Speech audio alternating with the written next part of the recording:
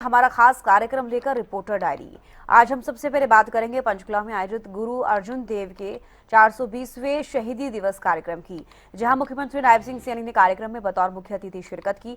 वहीं हरियाणा शिक्षक पात्रता परीक्षा यानी एचटेट को लेकर चल रहा संशय अब खत्म हो गया है। इसके अलावा बात करेंगे हरियाणा में शिक्षकों के तबादलों को लेकर, जहां शिक्षा विभाग ने नई ट्रांसफर पॉलिसी तैयार की है। और इसके बाद आपको लेकर चलेंगे फरीदाबाद, जहां अवैध अतिक्रमण के खिलाफ डीटीपी विभाग का अभियान लगातार जारी है। वहीं मेवला महाराजपुर इलाके में एक जूता फैक्ट्री में भीषण आग लग गई। अंत में हम आपको हरियाणा समेत दिल्ली एनसीआर के मौसम का हाल बताएंगे।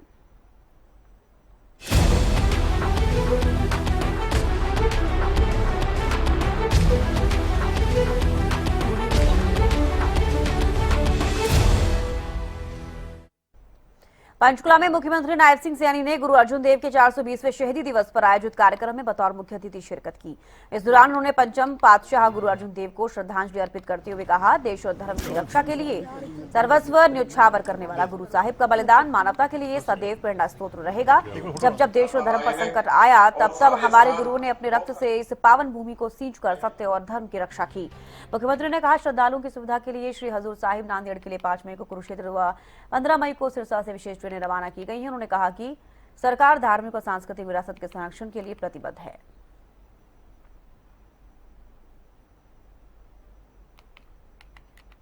प्यारी साध संगत जीओ, साडे देश के यशस्वी प्रधानमंत्री जी जिन्हां दा एक मंत्र है, सबका साथ, सबका विकास, सबका विश्वास और सबके प्रयास का जिहड़ा मंत्र है, श्री गुरु अर्जन देव जी दे इस संदेश तो ही प्रेरित है।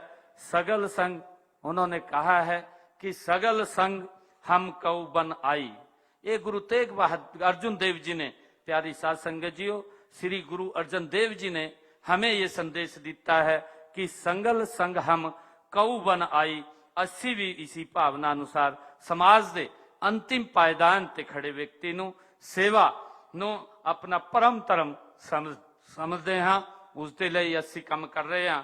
प्यारी साध संगत जीओ, गुरुआं ने असी लंगर दी परंपरा जो साडे गुरुआं ने शुरू की सी, इस गल दा वो संदेश देंदी हाँ कि जदों तक समाज विच एक व्यक्ति भी, प्यारी साध संगत जीओ, भुखा है, उन्हां दा साडी समृद्धि अधूरी है।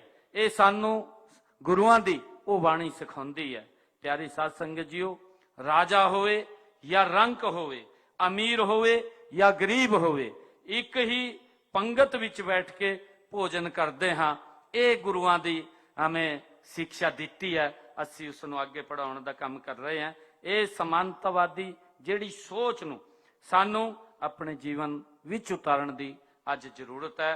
जात पात ते छुआछात अते भेदभाव दियां जिहड़ियां दीवारां ढा के एक मजबूत अते अखंड समाज का निर्माण असी मिल करके करना होएगा। हरियाणा के मुख्यमंत्री नायब सिंह सैनी आज पंचकुला दौरे पर रहे, जहां पर उन्होंने गुरु अर्जुन देव साहिब के 420वें शहीदी दिवस कार्यक्रम में शामिल हुए। इस दौरान उन्होंने गुरु अर्जुन देव को श्रद्धांजलि दी और उन्होंने कहा कि उनका जीवन त्याग और तपस्या का रहा है। उन्होंने कहा कि अपना पूरा जीवन उन्होंने देश और धर्म की रक्षा के लिए न्यौछावर कर दिया। बातें रखते हुए उन्होंने कही कि हरियाणा के बच्चों के जो सिलेबस हैं, बच्चों की जो किताबें हैं, उनमें भी गुरुओं के तमाम त्याग और तपस्या के बारे में बताई गई है कि जब जब देश और धर्म की रक्षा के लिए गुरुओं को आगे आना पड़ा है, वो आगे आए हैं और इसके बारे में उनके सिलेबस में ये सारी चीज़ें हरियाणा के सिलेबस में, बच्चों के सिलेबस में बताई गई है। इतना ही नहीं, उन्होंने कहा कि नांदेड़ साहिब के लिए 5 मई को कुरुक्षेत्र और 15 मई से सिरसा से विशेष ट्रेनें भी चलाई गई है और हरियाणा सरकार देश और धर्म और संस्कृति की रक्षा के लिए ऐसे काम तमाम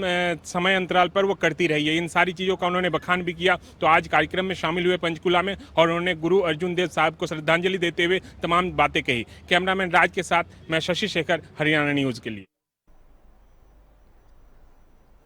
हरियाणा शिक्षक पात्रता परीक्षा यानी एचटेट को लेकर चल रहा संशय अब खत्म हो गया है। हरियाणा विद्यालय शिक्षा बोर्ड ने स्पष्ट कर दिया है कि एचटेट परीक्षा तय कार्यक्रम के अनुसार 4 और 5 जुलाई को ही आयोजित की जाएगी। बोर्ड अध्यक्ष शंकर लाल धूपर ने इसकी जानकारी देते हुए बताया कि परीक्षा की सभी तैयारियां अंतिम चरण में हैं। एस्टेट जो परीक्षा है वो 4 और 5 2 तारीखों में जो है एस्टेट की परीक्षा ली जानी है। 4 तारीख को लेवल 3 की परीक्षा है और लेवल 3 की जो परीक्षा है इसमें जो है ये हमारे पास में लेवल 3 के जो है 73,091 विद्यार्थी हैं, जो है विद्यार्थी क्या है, परीक्षार्थी बोले आप इनको। और लेवल 2 जो 5 तारीख को जो है संडे जो उस दिन है मॉर्निंग में परीक्षा ली जाएगी। और इसमें जो है लेवल 2 में 1,19,141 जो है विद्यार्थी रहेंगे, ये शिक्षार्थी। और लेवल 1 में जो संडे को शाम को जो ये परीक्षा ली जानी है, इसमें 41,062 परीक्षार्थी जो है रहने। एडीए की जो परीक्षा है वो 3 सेंटर्स पर है और वो हमने शिफ्ट किया है दूसरी जगह जो है बराबर वाले जिलों में हम उसको लेके। एस्टेट की परीक्षा पर एक बार फिर से संकट के बादल मंडरा रहे थे। कयास थे कि तारीखों में एक बार फिर से बदलाव हो सकता है, क्योंकि पहले एचपीएससी की परीक्षा को लेकर के और लू के कारण परीक्षा की तारीखों में बदलाव किया गया। 4 और 5 जुलाई की तारीख निर्धारित की गई थी परीक्षा को लेकर के, लेकिन अब एडीए की परीक्षा को लेकर के इस तरह के कयास थे कि एक बार फिर से तारीखों में बदलाव किया जा सकता है। लेकिन बोर्ड अध्यक्ष शंकरलाल दुपड़ ने साफ किया कि 4 और 5 तारीख को ही परीक्षा आयोजित होगी, परीक्षा संपन्न करवाई जाएगी। 4 तारीख की शाम को लेवल 3 की परीक्षा का आयोजन होगा, जबकि 5 तारीख को लेवल 2 और लेवल 1 के लिए परीक्षा का आयोजन किया जाएगा, जिसमें कुल मिलाकर के 2,33,000 से ज़्यादा अभ्यर्थी परीक्षा में हिस्सा लेंगे। कैमरामैन मूलचंद के साथ मैं हितेंद्र। हरियाणा में शिक्षकों के तबादलों को लेकर सरकार बड़ा बदलाव करने जा रही है। शिक्षा विभाग ने नेट ट्रांसफर पॉलिसी तैयार कर ली है, जिसमें सिफारिश या व्यक्तिगत विवेक की जगह 120 अंकों की रैंकिंग प्रणाली लागू होगी। प्रस्तावित नीति में महिला, विधवा, तलाकशुदा, सिंगल पेरेंट, दिव्यांग और गंभीर बीमारी से प्रभावित शिक्षकों को विशेष वेटेज दिया जाएगा।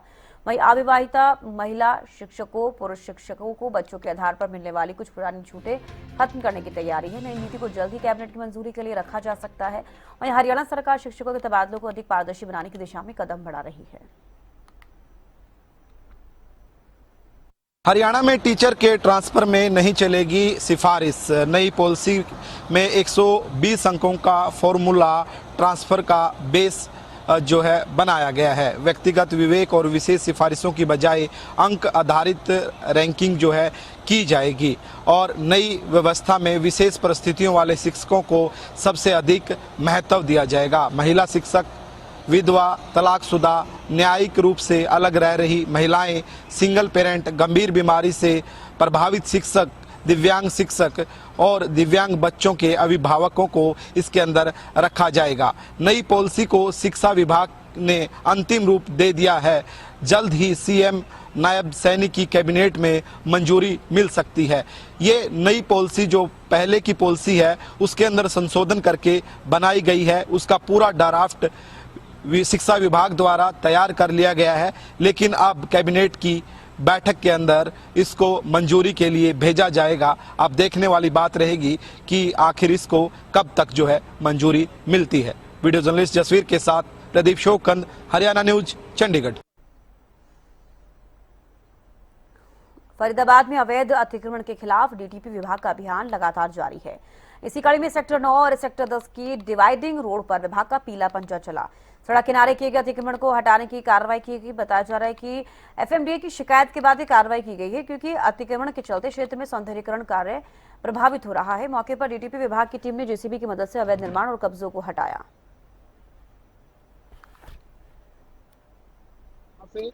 हम खड़े इस समय फरीदाबाद के 9-10 सेक्टर के डिवाइडिंग रोड पर, और आप देख सकते हैं मेरे पीछे भी यहाँ जो है पूरा का पूरा जो है जो यहाँ दुकानों के आगे जगह थी वो लोगों ने प्लास्टर किए हुए थे, तो उसको तोड़ा जा रहा है। सौंदर्यकरण जो है यहाँ पर किया जाएगा। कुछ एनक्रोचमेंट था यहाँ पर, इसको हटाने की कवायद जो है डीटीपी विभाग की तरफ से की जा रही है। और लगातार आगे तक आप देख सकते हैं कि साथ में पुलिस फोर्स भी लगी हुई है और साथ ही जो डीटीपी हैं एजेंट चौधरी वो भी मौके पर मौजूद हैं। इनसे हम जान लेते हैं, सर आज ये तोड़फोड़ हो रही है, क्या है? देखिए, ये एफएमडीए जो राइट ऑफ वे है इस रोड का, सेक्टर 9 और 10 डिवाइडिंग रोड का, ये एफएमडीए के पास में आता है। तो एफएमडीए की इंजीनियरिंग विंग की तरफ से हमारे पास रिक्वेस्ट आई थी कि यहाँ पे वो फुटपाथ बनाना चाहते हैं, बट क्योंकि उन एफएमडीए की लैंड पे इंक्रोचमेंट हो रही है तो फुटपाथ बनाने में समस्या आ रही थी। तो ऑन एफएमडीए इंजीनियरिंग विंग रिक्वेस्ट आज हमने इस जमीन को जिस पे फुटपाथ बनाना प्रस्तावित है उसको एनक्रोचमेंट फ्री करने का काम कर रहे हैं। तो इसलिए ये डेमोलिशन ड्राइव करी जा रही है, फ्री करने का काम करें। लेकिन पूरे फरीदाबाद की अगर बात करें तो पूरे फरीदाबाद के स्वरूप को बिगाड़ने की कोशिश भूमाफियाओं द्वारा लगातार की जा रही है, उस पर आप तोड़ फोड़ भी कर रहे हैं। लेकिन जो भोले भाले लोग हैं वो अपनी पूरे जीवन भर की जमा पूंजी वहां लगा देते हैं और बाद में उनको कुछ बात। देखिए, आपकी बात बिल्कुल सही है हमारे ऑफिस से लगातार कार्रवाई करी जा रही है, लेकिन उसके बावजूद भी बार बार संज्ञान में आता है कि कहीं ना कहीं पे कॉलोनी नहीं कट रही है, या फिर जैसे आप बता रहे हैं कि जो भोले या आम जनता है उनको फंसाने की कोशिश करी जा रही है अनऑथराइज कॉलोनीज में। तो इस पे हम 2 स्ट्रैटेजीज से लेके कार्रवाई कर रहे हैं। एक तो जैसे आपने बताया तोड़फोड़, उसके अलावा जब लोगों को मकान बेचे जाते हैं तो आजकल यूजुअली उसका एडवर्टाइजमेंट सोशल मीडिया पे करा जाता है, जिसके द्वारा उनको फंसाने की कोशिश करी जाती है।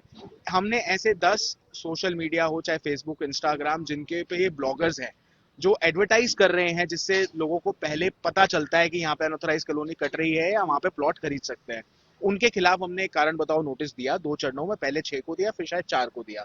और अब नियम अनुसार उनके खिलाफ, हम सबके खिलाफ एफआईआर दर्ज कराने जा रहे हैं, ताकि इस तरह की जो वीडियोज हैं जिससे लोगों को भ्रमित करा जा रहा है वो सोशल मीडिया से हट सके और दोबारा ऐसा करने की कोई बहुत अच्छी बात है, आप कह रहे हैं कार्रवाई की गई, लेकिन कार्रवाई क्या उन अधिकारियों के खिलाफ भी होती है जो तहसील में बैठकर रजिस्ट्रियां भी कर देते हैं? देखिए, इस बारे में मैं कुछ नहीं कह पाऊंगा, इसमें तो आपको रेवेन्यू अथॉरिटी से ही जानकारी नहीं, उनके खिलाफ भी क्या कोई है प्रावधान है? देख, हमारे पास ऐसा कोई प्रावधान नहीं है जिससे हम रेवेन्यू अथॉरिटीज के खिलाफ या उनके बारे में कुछ कह सके, तो वो आपको एक बार जो भी अधिकारी हो रेवेन्यू अथॉरिटी में उनसे जानकारी। क्या कहना चाहेंगे लोगों से जो भोले भाले लोग हैं, ऐसे लोगों के चंगुल में फंस जाते हैं? देखिए, हम बार बार ये अपील करते हैं और आपके माध्यम से भी मैं एक बार दोबारा से आम जनता को अपील करना चाहता हूँ कि किसी भी प्रकार से आप अवैध कॉलोनी का पार्ट ना बने, ना तो अवैध कॉलोनी काटने में, ना उस कटी हुई कॉलोनी में प्लॉट खरीद कर, क्योंकि नियमानुसार एक दिन उस पर कार्रवाई होती है और अगर आप उसमें ऐसे अवैध कॉलोनी में अपना प्लॉट, मकान, दुकान बना लेते हैं तो जब उस पर डेमोलिशन ड्राइव करी जाएगी तो आपका नुकसान हो सकता है।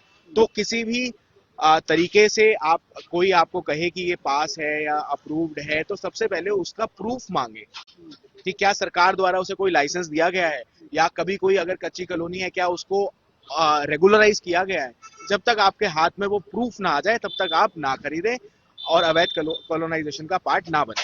नोटिस दिए गए हैं जीवन नगर पार्क को, उनके लिए क्या कुछ तैयारियां हैं? और कई जगह अवैध निर्माण हुए पड़े हैं, और कहाँ रिसेंटली हमने कई जगह पे नोटिस दिए हैं, और जहां तक जीवन नगर जो आप बता रहे हैं वो गौची रेवेन्यू एस्टेट का पार्ट है।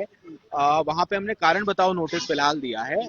कई जवाब जो हैं उस नोटिस के अगेंस्ट हमारे पास आ चुके हैं, रिप्रेजेंटेशन आ चुकी हैं, जिसको एग्जामिन करा जा रहा है, और एग्जामिन करने के बाद नियमानुसार अगर अगला नोटिस रेस्टोरेशन ऑर्डर जिसे हम कहते हैं वो इशू करने की जरूरत होगी तो हम जरूर करेंगे और उसके बाद फर्दर कार्रवाई करेंगे। इसके अलावा और कहाँ नोटिस दिए? देखिए, पूरा जो जिला है उसमें कई जगह पे हम लगातार रूटीन में नोटिस देते रहते हैं, तो जहाँ पे भी अवैध कॉलोनी हमारे संज्ञान में आती है वहाँ पे नोटिस जरूर दिया जाता है और फर्दर कार्रवाई भी करी जाती है। यानी बाईपास रोड है, तमाम वहाँ पर अवैध प्लॉटिंग हो रही है। वहाँ पे अवैध बैंकेट हाउस हैं जो सबसे ज्यादा समस्या थी, और वहाँ पे 3 बार हम डेमोलिशन ड्राइव अटेम्प्ट कर चुके हैं। एक बार दिसंबर में किया, एक बार फरवरी में करा, और आपकी बात सही है कि वहाँ पे जो अवैध निर्माण है वो रुक नहीं रहा था। हमारे दिसंबर और फरवरी में डेमोलिशन करने के बाद भी उसको रिपेयर कर लिया गया था, इसलिए हमने रिसेंटली इसी महीने या पिछले महीने दोबारा से वहाँ कार्रवाई करी। जितने भी बैंकेट हम तोड़ पाए उसको इस तरह से ध्वस्त किया है कि वो रिपेयर ना करा जा सके, और आगे फर्दर भी भविष्य में भी ऐसी कार्रवाइयां आपको देखने को जरूर। यहाँ सौंदर्यकरण होगा? देखिए, यहाँ पे एग्जैक्टली फुटपाथ कैसे बनेगा, आई एम श्योर जब फुटपाथ बनाया जा रहा है तो सौंदर्यकरण होगा, बाकी इसकी जो माइन्यूट डिटेल्स हैं वो एफएमडीए की इंजीनियरिंग विंग देख पाएगी। तो आप देख सकते हैं कि लगातार जो है आगे तक कार्रवाई पीला पंजा चलता हुआ आपको नजर आ जाएगा। लगातार कार्रवाई की जा रही है और यहाँ से जो भी अवैध इंक्रोचमेंट है उसको हटाया जा रहा है।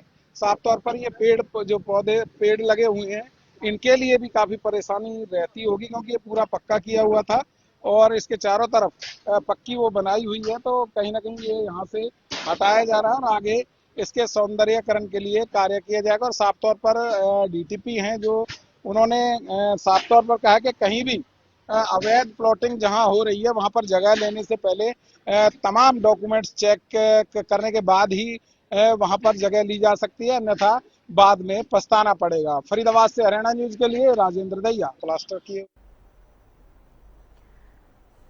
फरीदाबाद के मेवला महाराजपुर इलाके में उस समय अफरा तफरी मच गई जब एक जूता फैक्ट्री में भीषण आग लग गई।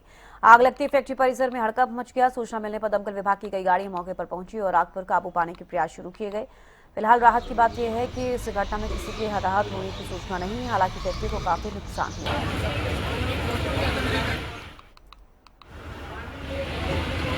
फरीदाबाद के मेवला महाराजपुर स्थित सेक्टर 31 में आज एक जूता बनाने वाली कंपनी में भयंकर आग लग गई। वहां उसके 2 गोदामों में आग फैलती चली गई, जिसके कारण काफी नुकसान वहां पर हुआ। हालांकि गनीमत रही कि कोई जान की हानि वहां पर नहीं हुई। समय रहते वहां से तमाम जो लोग हैं वो बाहर निकल गए। जैसे ही दमकल विभाग को इसकी सूचना दी गई, उसके बाद करीब 1 दर्जन गाड़ियां मौके पर जाकर पहुंची और लगातार आग पर काबू पाने के लिए प्रयासरत थी। हालांकि काफी मशक्कत के बाद उस आग पर काबू पाया गया, लेकिन आसपास के इलाके में भी आग लगने के बाद अफरा तफरी का माहौल बन गया। लेकिन लगातार जिस तरीके से आगजनी की घटनाएं हो रही हैं, तो उसने कहीं ना कहीं सुरक्षा व्यवस्था पर सवालिया निशान जरूर लग जाता है। फरीदाबाद से हरियाणा न्यूज के लिए राजेंद्र दैया।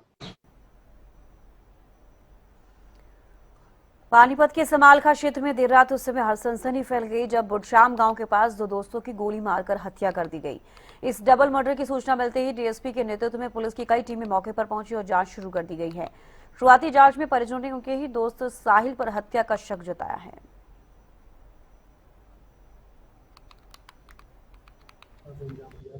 ये ड्यूटी से आया संभाल के काम करे नाज मंडी में अग्रवाल सिविल स्टोर पर ड्यूटी से आया था 8 बजे करीब। इसके फ़ोन पे कोई कांटेक्ट हुआ है 13-17 संकट पर बुलाया है इसको। उसके बाद नहीं पता हमारे को इसको कैसे वहाँ ले गए, कैसे इसको मारा है। साहिल का नाम है? साहिल इसको जब इसने बताया कि मैं साहिल से मिलने जा रहा हूँ, चाचा इसके साथ में था, मैं 2 मिनट साहिल से बात करके आया हूँ।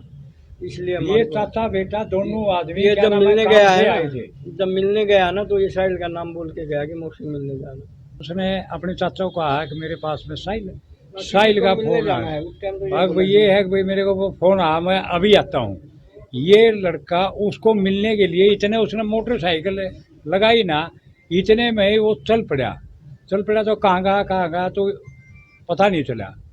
तो वो कहीं नज़दीक था, उसकी ये साथ में चला गया। उसके बाद में इसका जो फ़ोन था, इसके घर वालों ने जब भी कहाँ गया लड़का कहाँ गया, तो हमें जब इसके जो घर वाले थे वो फ़ोन कर रहे थे, वो स्विच ऑफ आया। पानीपत बीती रात समालखा उपमंडल के पास 2 युवकों को गोली मारकर हत्या कर दी। आपको जानकारी दे दें कि बुढ़शाम के पास दिल्ली नहर के समीप देर रात्रि को उबराखेड़ी के राहुल और हरिनगर के अंकुश की गोली मारकर हत्या कर दी गई है। वहीं परिजनों का यही कहना है कि इसकी साजिशकर्ता जो है वो साहिल है। इस पूरे मामले को लेकर देर रात पुलिस भी मौके पर पहुंची थी और उन्होंने मामला दर्ज कर जांच भी कर दी है। इस पूरे मामले को लेकर कई सीआईए की टीमें लगी हैं और खुद एसपी जो है इस केस की मॉनिटरिंग कर रहे हैं। वहीं हम आपको ये भी जानकारी दे दें कि दोनों के शव जो है पानीपत के सामान्य हॉस्पिटल के शव गृह में रखे गए हैं, जिनका पोस्टमार्टम होना बाकी है। वहीं परिजनों ने ये अपील की है कि लगातार बढ़ते क्राइम को लेकर पुलिस इस पर सख्त कार्रवाई करे। बढ़ती घटनाओं को लेकर आम लोगों के अंदर भी रोष है। अब देखना यह है कि इस मामले के हत्यारे और साजिशकर्ता पुलिस कब गिरफ्तार करती है। जितेंद्र शर्मा, हरियाणा न्यूज, पानीपत। दिल्ली एनसीआर और हरियाणा में मौसम ने एक बार फिर से करवट ले ली है। बीते दिनों की गर्मी के बाद अब कई इलाकों में मौसम सुहाना हो गया है। मौसम विभाग ने हरियाणा के 15 जिलों में आंधी और बिजली गिरने का अलर्ट जारी किया। वहीं अगले 3 दिनों तक मौसम के इसी तरह बदलते रहने और 20 जून तक तेज हवाओं के साथ बारिश की संभावना जताई गई है।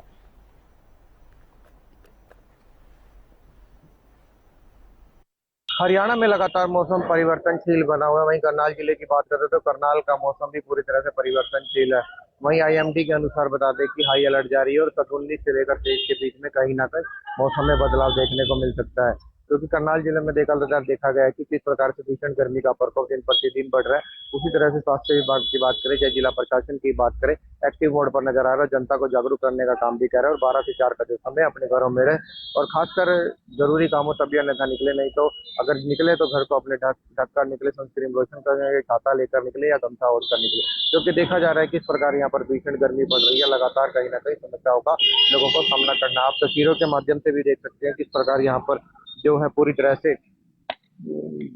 से गर्म हवाएं चल रही हैं और मौसम कुछ स्थिर रहने वाला, तेज हवाएं चलने और गरज चमक के साथ बारिश होने की संभावना भी जताई जा रही है आने वाले दिनों में। इसलिए यदि आप खेती, यात्रा या बाहर के काम की योजना बना रहे हैं तो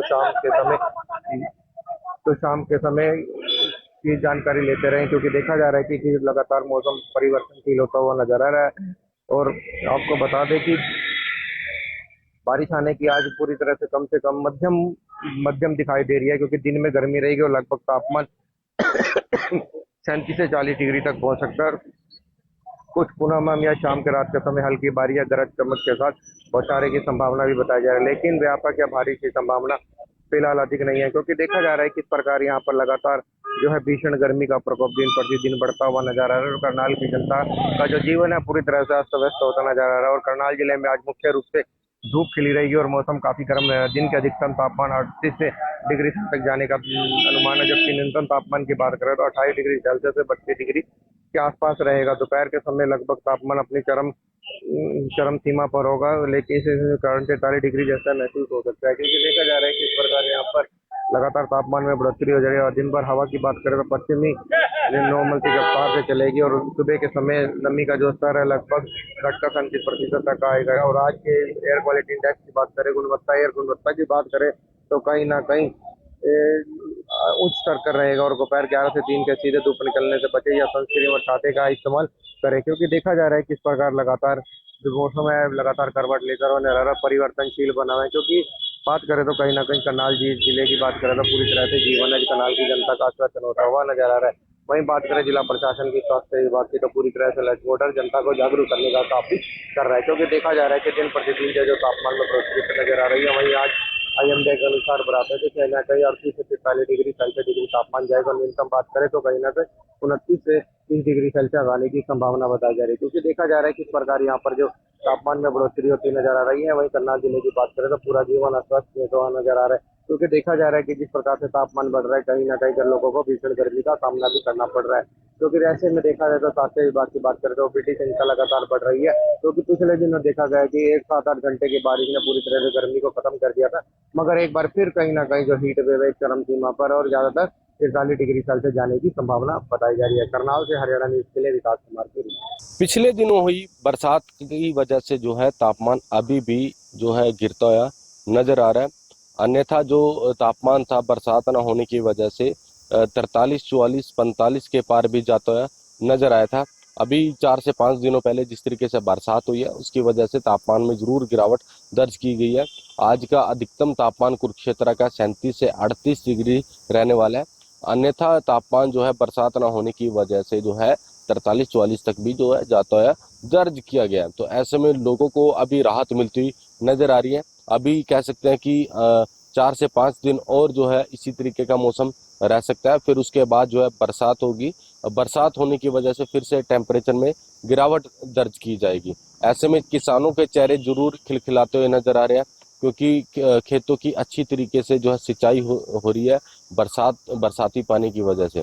तो ऐसे में किसान जरूर खुश होता है नजर आ रहा है। लेकिन दूसरी तरफ बात की जाए तेज आंधी तूफान हवाओं की वजह से जो है कई जगह पेड़ गिरने की भी खबरें जो है सामने आती है, बिजली के खंभे गिर जाते हैं, जो बिजली के तारे टूट जाती हैं और ख़ास तौर पर कह सकते हैं कि बिजली व्यवस्था एकदम बंद हो जाती है और सड़कों पर भी जो है पेड़ गिर जाते हैं आंधी तूफान आने की वजह से। तो बिल्कुल जो है रोड भी बंद हो जाते हैं, जिससे लोगों को खासा परेशानियों का जो है सामना करना पड़ता है। देखिए अभी मानसून आना है और ऐसे में हर बार पूरे प्रदेश के अंदर प्रशासन की तरफ से दावे किए जाते हैं कि जल निकासी को लेकर जो है पूर्ण रूप से व्यवस्था जो है की गई है। लेकिन बात की जाए कुरुक्षेत्र जिले की अलग अलग विधानसभाओं की, देखिए हर बार जो है दावे किए जाते हैं, लेकिन दावे सिर्फ कागजों तक ही रहते हैं। बात की जाए तो कुरुक्षेत्र के मुख्य बाजारों की बात की जाए तो वहां पर जो है जल निकासी ना होने का मुख्य कारण जो है सीवरेज और नालों की सही समय पर सफाई ना होना। बात की जाए तो पिहोवा की, तो पिहोवा में अधिकतर जो है लोगों के द्वारा जो है अतिक्रमण किया हुआ है। नगर पालिका पूर्ण रूप से सोई हुई है। कह सकते हैं कि जो पूर्ण रूप से जो नाले हैं उन्हें ढक दिया गया है, तो ऐसे में सफाई नहीं हो पाती है। ऐसे में नगर पालिका का काम जो पिहोवा नगर पालिका है वो एकदम ठप पड़ा हुआ है। सफाई व्यवस्थाओं की बात की जाए कि जब पता है कि मानसून आना है और मानसून आने से पहले जो है सीवरेज और नालों की सफाई जो है करवानी चाहिए, लेकिन जिन लोग मुख्य कारण ये है कि सफाई ना होने की कारण जो है कि लोगों की तरफ से जो बाजारों के अंदर जो है अतिक्रमण किया हुआ है, नालों को पूर्ण रूप से ढका गया है, जिसकी वजह से जो है जल निकासी नहीं हो पाती है। तो ऐसे में नगर पालिका पिहोवा इस समय बिल्कुल आराम से बैठी हुई है। उन्हें कोई चिंता ही नहीं है कि लोगों को की कितनी परेशानी होती है। जिन लोगों के द्वारा अतिक्रमण किया हुआ है उनका अतिक्रमण जो है हटवाना चाहिए। अतिक्रमण हटेगा तभी जो है नालों की जो है सफाई जो है सही तरीके से हो पाएगी। अभी देखने वाली बात होगी कि पिहोवा नगर पालिका जो है इस तरीके से कदम उठाती है। क्या अतिक्रमण जिन लोगों ने जो सीवरेज और कह सकते हैं कि नालों को पूर्ण रूप से ढका हुआ है उन पर क्या कुछ कार्रवाई की गई है। देखिए कुछ तस्वीर ऐसी भी सामने आई थी, नालों से आगे जो है सड़क तक जो है तकरीबन 5 से 6 फुट जो है लोगों के द्वारा जो अतिक्रमण किया हुआ है। नगर पालिका पिहोवा नगर पालिका पूर्ण रूप से सोई हुई है और ऐसे में सरकार को जो है कड़े निर्देश देकर जो है अतिक्रमण जो है हटवाना चाहिए। कुरुक्षेत्र से गगन सांगर के लिए। रुक रहे हैं छोटे से ब्रेक के लिए, जल्द लौटेंगे।